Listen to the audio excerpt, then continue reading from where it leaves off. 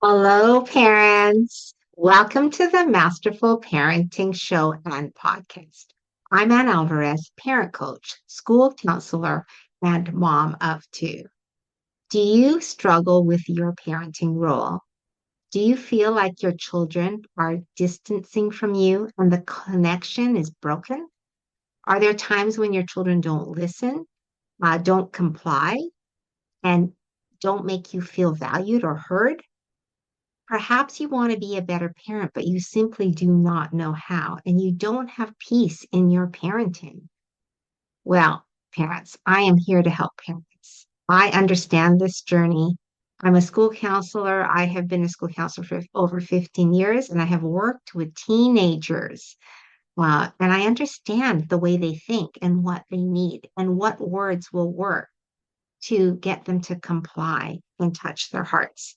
And I also am a mom of two, a 24-year-old and a 14-year-old. So I've been through the difficult teenage years, and I have a teenager currently that I am working through as well. So I understand the challenges. It is not easy to raise children, especially during the teenage years when there's lots of rebellion and there's a lot of fighting back and maybe even some criticism. So, parents, I am here for you. I understand the journey. I've been on the journey myself, and I will give you the tools so you can connect better with your kids, communicate with them peacefully, and feel good about your parenting. This is my mission and my goal, parents. So show is for you.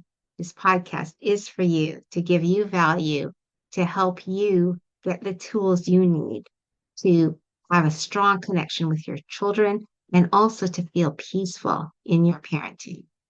Thank you so much. Hello, parents. Thank you so much. Because of me being relational with them throughout their childhoods, they are both so confident. Like they have Hmm. confidence I never had. You Yeah, know, my son my too. so confident. Yeah, my son has a voice. Yes, He has a voice and he doesn't hold back. And I'm so proud of him because it is the complete opposite of me. yes, yeah. And I love that. And so as you're saying this, a relational parent, I can see how I had that with my son, even though, Mhm. you know, where I say that there was abuse is that in that he was in a home where there was parents screaming at each other. We didn't go Mhm. after him. Yes, So I mistakenly thought, oh, I'm not abusing my son. I don't have him in an abusive situation where I did, but I definitely, like we've always had a close relationship that he knows he could always come to me for anything. yes. So I did that right. That is impressive. Like honestly, I know, that right? that really, really is key. Uh, because we're giving our children what they need, right? They need relationship. They crave relationship, even when they're teenagers. Like I tell parents this all the time as a school counselor, I say, our teenagers still want relationship with us. They do. It's just different. It's just It different, is. right? Mhm.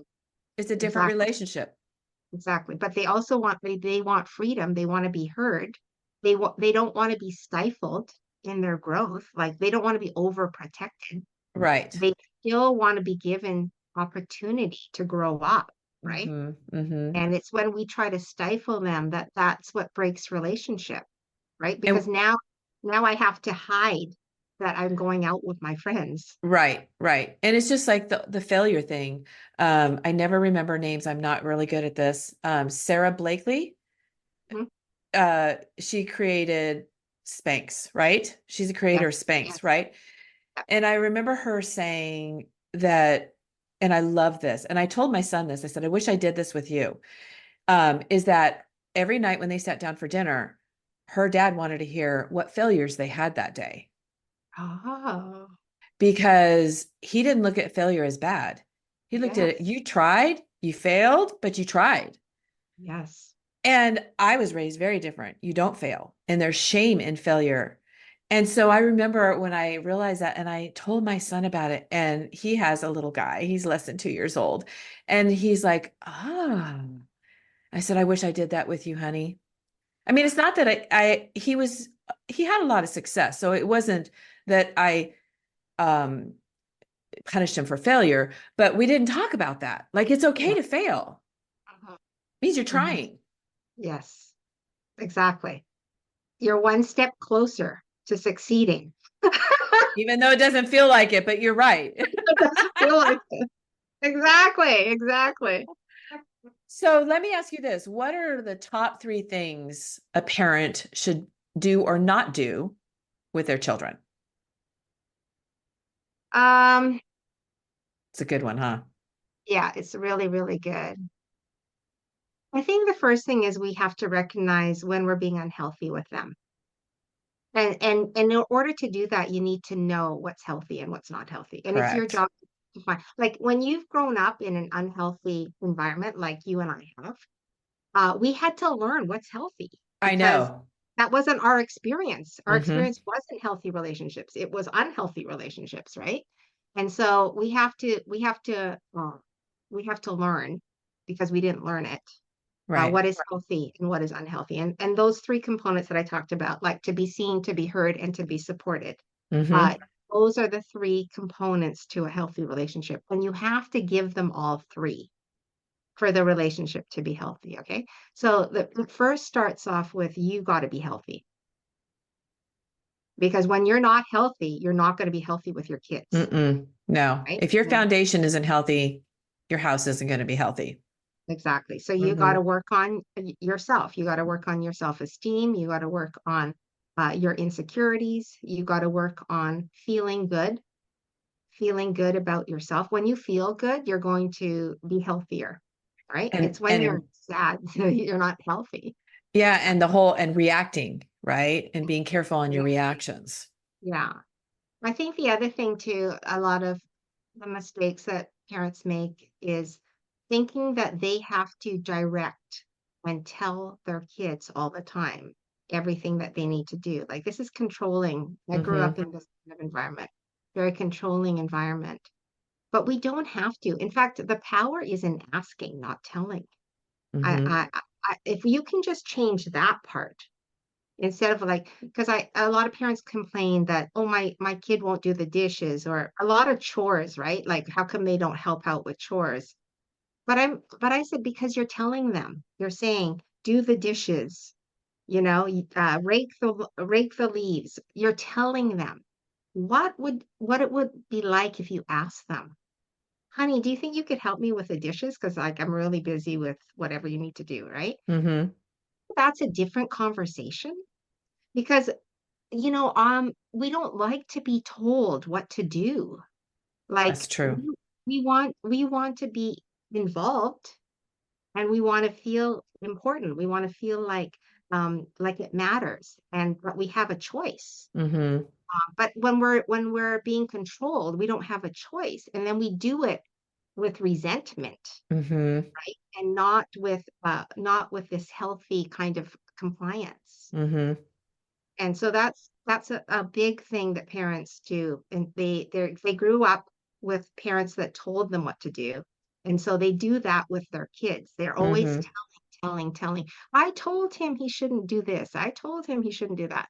And really you're having no impact on your child except resentment because they Mm-hmm. don't want to be told all the time. It breaks relationship actually with Yeah. your so I say don't tell, ask, don't tell. Ask, don't tell. That is really, really, really important. And then I just feel like um, all kids need to feel uh, your unconditional love. Separating the who from the do. Have you ever heard me say that? Yes, it's So so you good. so you separate what they do. You love them no matter what, unconditionally. You may not love what they do, but you have to separate that. Yes, and so we want all of us want to be loved unconditionally because we're going to have bad days. We're going to have days where we're not ourselves, we're grumpy. We are doing things that we don't normally do because we're not feeling particularly good, right? Mm-hmm. And we still want our partner to love us. We still want our families to love us. And that's unconditional love. Unconditional love is even when you're having your worst moments, I'm going to love you. Even when you're tantruming and embarrassing me in the grocery store, I'm still going to love you. Right? Yep, exactly. Exactly. I still love you, honey. I'm not loving All what you're doing right now. Yes, but all of us need that. All of us Yeah, need that because that creates safety. right. That that allows us to be really who we are and not like be our authentic selves. Right. We're going to And have those days and it's okay. It doesn't yes, make us a bad person. It's, you got to give yourself some grace. We are not going to be on top of the world every single day. There's going to be days that we're down. You know, and in that I have learned because I used to take that grumpiness out on my family, especially my husband then. I don't do that anymore. yes, I yes, don't. I go do something to get that energy out of me so I don't take it out yeah, on anyone. I'm going for a yeah, walk. yes. And we can do that with our kids. We can say, um, I can see you're not having a good day. Maybe do you want to go out for a walk or do you want to go exercise or what can we do that's going to lift your spirits, make you feel good, right? Instead of shaming them for doing so, getting angry or being upset, like instead of Hmm. shaming them, you can validate them. So yeah, you're struggling right now, and let's do something that's going to lift you up. What would you like to do? Right. Right? Here's the bottom line. This is what you're saying, and I love this, and it's so true, is that we need to teach our children how to become adults, right? We know that. And what you're doing is you are actually teaching them how to manage their emotions. Like you said, when they're feeling down or they're not feeling right, validating them, not punishing them, and helping them to find ways to work through that.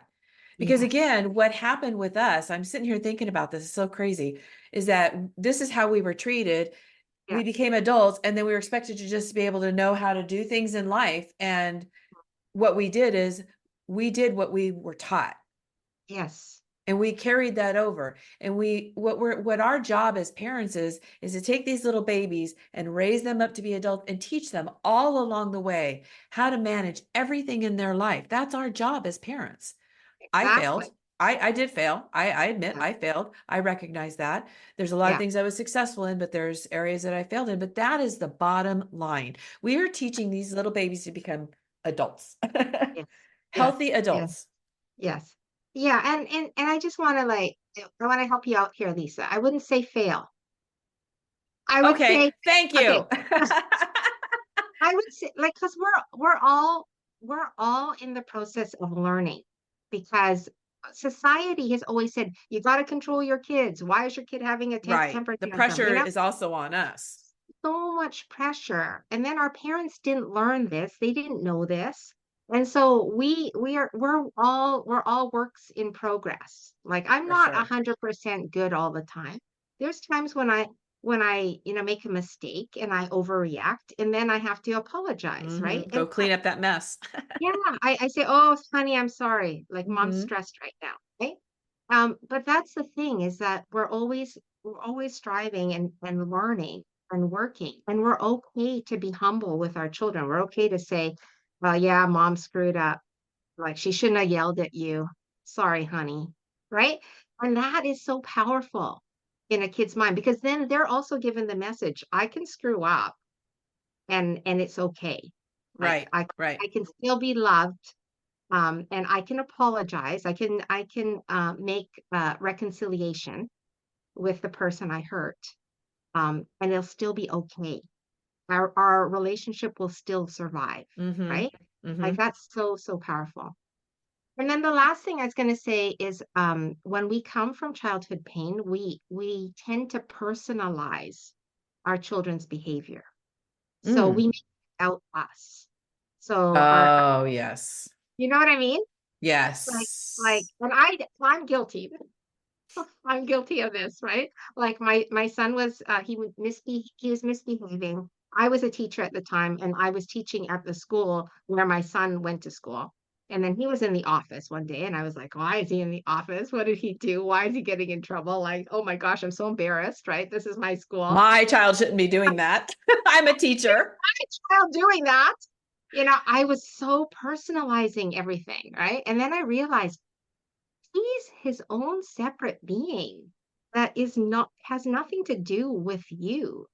And if he made a mistake, if he misbehaved, then he's the one that's accountable for that. And it's Mm-hmm. not a reflection on my parenting or me.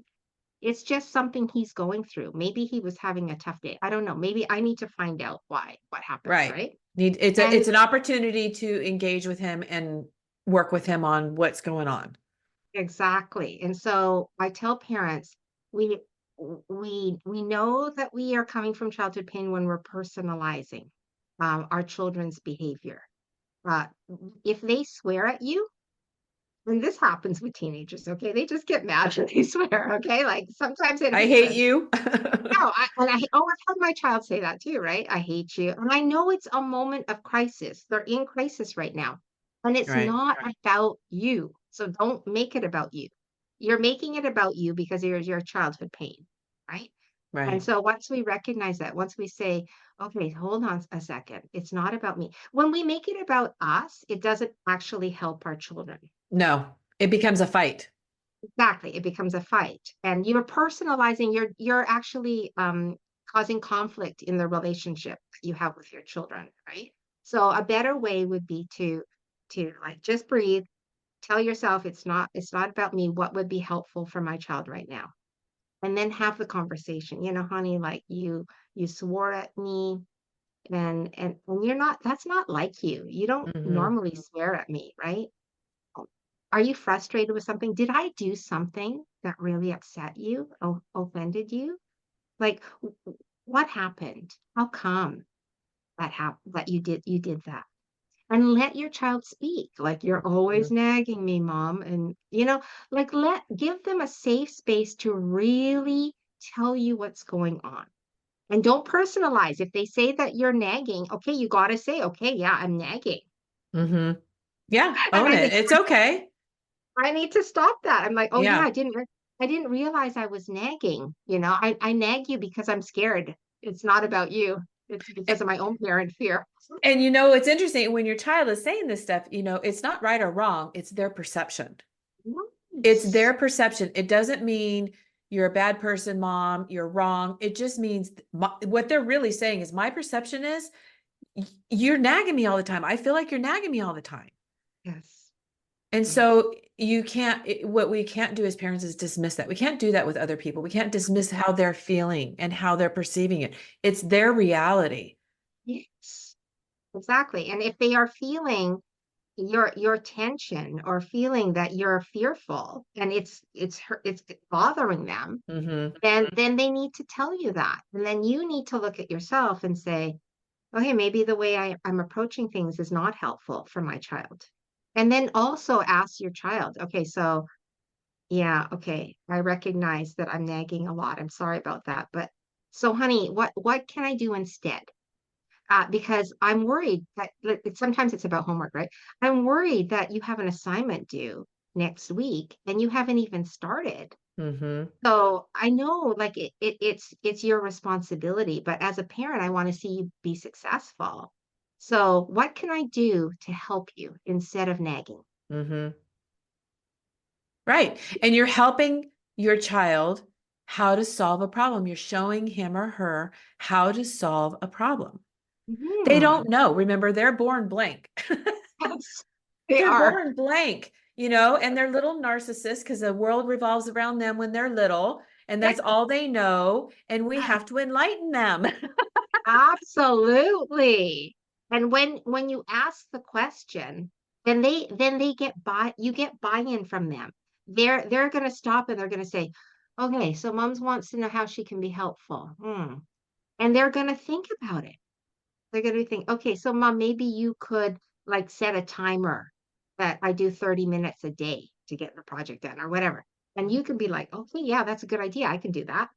So, but see, because it came from them, there's going to be buy-in. And Right. that's the problem with teenagers is if you're telling them, they're resistant. But if it's coming from them, it was their idea, then they're going to be like, yeah, I'm going to try that.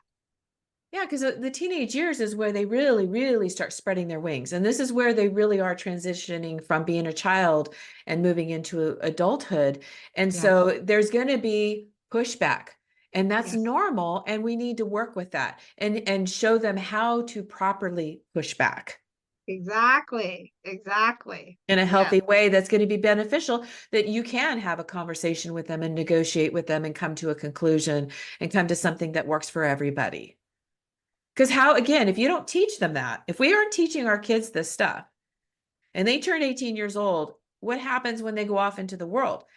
They're going off into the world without knowing how to resolve a conflict, how to express their voice, how to express their feelings, their emotions, how to find a safe place for them to do. Like all of this, we need to teach them. absolutely. Absolutely. And then we're going to have like generations of people that are emotionally intelligent and confident. Hmm. Honestly, it's going to change the world if we Hmm. change our parenting.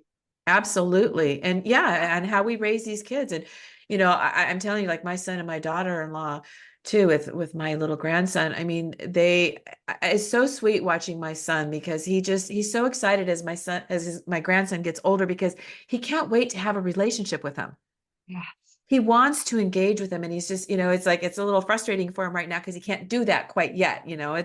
It's getting there, but it's so exciting to see that. And I think that was some of what I taught him. And that's the relationship that we had, because I'm not kidding. The minute they put him on me when he was born, I made commitments to him. One of them was I would never lie to him and I would always be there for him. And I've Wow. always done that. And I even reminded him recently, like, look, I'm here for you, honey. You can say anything to me.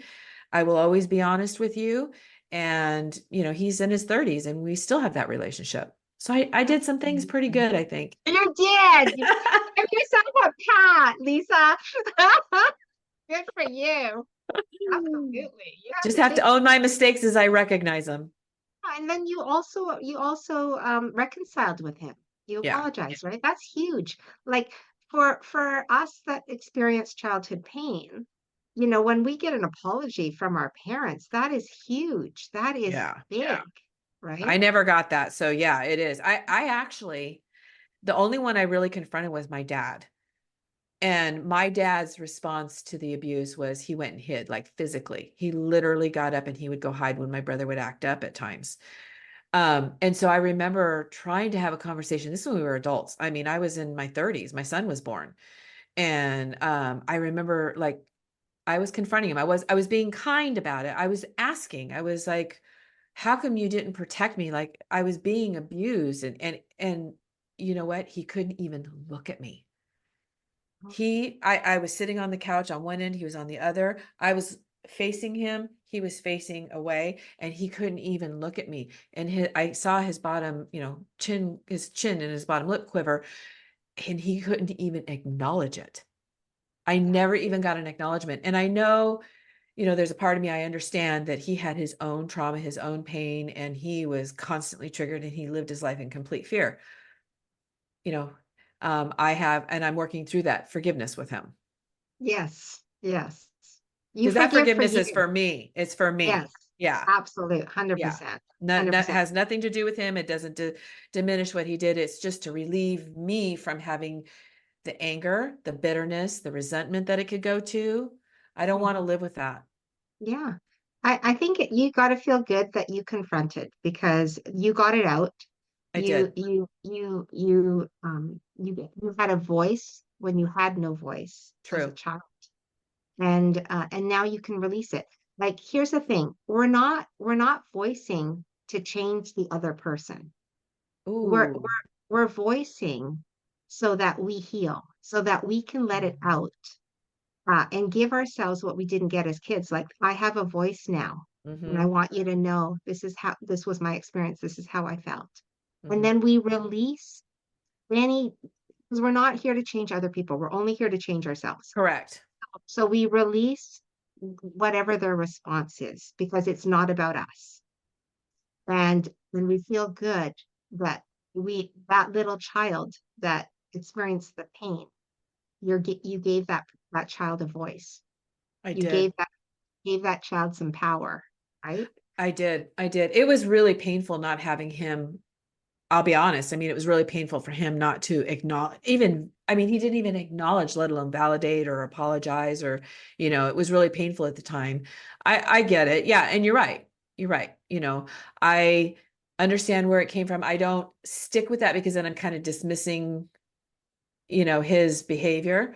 Yes. Um, but it's that thing of, I'm now really seeing my dad for who he really was Yes. and all the ugly. And he was he was who I was closest with. Yeah. So it's deconstructing what my Yeah. beliefs were. Yes. Yes. Because I work closely with teenagers, and there's a lot of bullying that Oh happens. yeah, And I tell them that people who hurt other people are people who are hurting. absolutely. 100%. And if you recognize that, if you understand that, then you know it's not about you at all. Right. It takes away that personal, Mhm. feeling that, oh, they're attacking me. No, hurting people hurt people. I say that all the time, and it's Yeah. absolutely true because, excuse me, when I look back on my days when I was hurting all the time, I was living in pain. Yeah. I did hurt people. I didn't want to. I Yeah. really didn't want to, but I did. Yeah. And now I don't. And when I do and I recognize it, I own it. Yes. Because you're healing. You've healed, I've right? come a long way. I'm on my healing Yeah. journey. I've come a long way. I'm still, I'll never be off the healing journey until I go to heaven. But, Me too. Me too. here on earth, it just is what it is, but it's Exactly. great. I mean, I'm at a place now where I'm not afraid of growing and healing, Mm. and it gets really uncomfortable and I don't always like it, but I know it's important. And I know it's only for a season. I'm going to work through it. Yes. Absolutely. Absolutely. Yeah. Well, It's worth it. It's it worth it. is. It's absolutely worth it.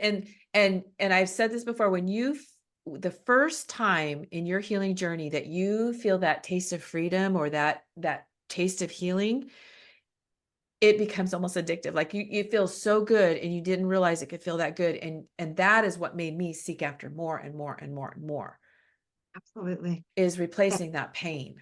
Yes. And filling your life with healthy people Mm-hmm. is so important too. You can't heal when you continue to surround yourself with unhealthy people. Absolutely. And I did that. That was what I did. I was unhealthy. I was surrounded by unhealthy. I went through a transition of not having those people in my life. And it was a time where I was alone and but it was good because it was me doing some deep healing. And Mhm. now I've got amazing people in my life and an amazing support system. Awesome. So good. Yes, that is for everybody too. That is not because I'm somebody special. That is for everybody out there. And that is why I do this podcast, is to get this information out there to help people heal and have a better life and shorten their suffering. Yes. Yes. Recognize when the relationship's not healthy. Have a boundary with it. Say, maybe this isn't a good relationship in my life because it doesn't add or help me heal. It just keeps re-traumatizing me. Mm-hmm. And I have a choice. I'm an adult and I have a choice. I don't have to have unhealthy relationships in my life anymore. Right. Right? Right. So Right. that's empowering. It really is. So what would you like to leave our listeners with? Okay, so A I lot. And tell yeah, us how we could reach out, how our yeah, audience could reach you. okay, so I have a website now, annalvarez.com. And on my website, there's the links to my show. I also have a podcast, Masterful Parenting, and a link to my program, Masterful Parenting Program. It's a boot camp. I think it's 9 weeks, 9 lessons, a video, and also I give you support when you go through the program, where you will learn where's your childhood pain, what is it, how do you heal from it, and how to communicate and connect with your kids in healthy relational ways. The whole thing is relational parenting because our parents were not relational with us. And so we have to Yeah. learn that. And so that's my mission, is like really to help parents to not repeat the cycle of pain that they lived with and to raise children that are healthy, raise them in a healthy way so that they know what healthy relationships are. Mm-hmm. So that's all on my website. And I'm also on LinkedIn. I have a YouTube channel. I'm on Instagram and I have a Facebook group as well. So all the links are on my website and And I'll have LinkedIn. all the links as well for you. And Mm-hmm. yeah, so everybody can reach out. I am happy to help parents. That's my mission. I'm literally going to send your website to my kids. I am. I seriously, I think it will be wonderful. I know my son and daughter-in-law, I think that they would really get into it for sure. Oh, that's awesome. That would be Yeah. great. Yeah. Yes, So I'm get going the to word send it to out. him. Yeah, absolutely. Absolutely. Well, thank you so much for being here. This is great information. And I love that you're the second guest I've had on here that helps parents. And I want to have more of that. I just think it's wonderful. Oh, thank you so much, Lisa. It's been an honor to be on your podcast. Thank you so much for the opportunity.